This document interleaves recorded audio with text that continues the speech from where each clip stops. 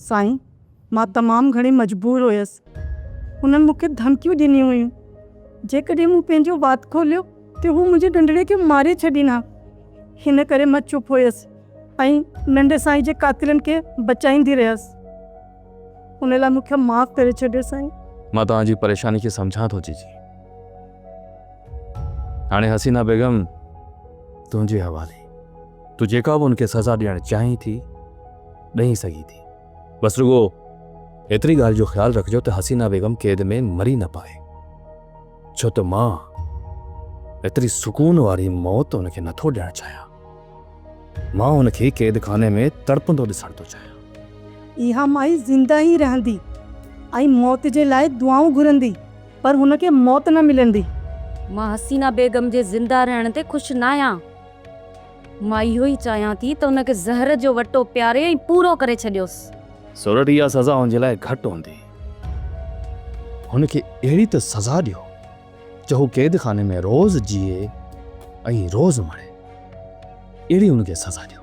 ऐं इहो कमु जीजी तूं कंदी। जॾहिं मां हसीना बेगम सां मिलण क़ैद खाने में वञा न त हू मूंखां मौत जी ख़ैरात घुरे। ख़ैरात ईअं ई थींदो साईं, बिल्कुलु ईअं ई थींदो। सोरठ उतां ते को मसइलो थी पियो आहे।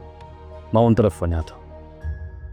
हसीना बेगम हाणे तव्हांजे हवाले।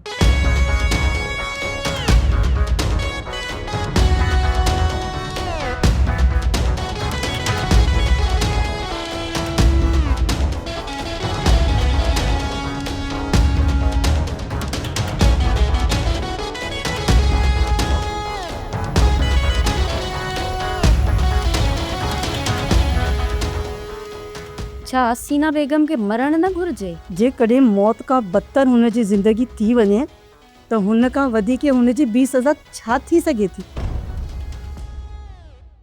अदा असांखे ख़बर नथी पए त इहो निभागो सांवल हर चकर कहिड़े मुश्क खां तावीज़ थो कराए जो असांखां बचो थो वञे।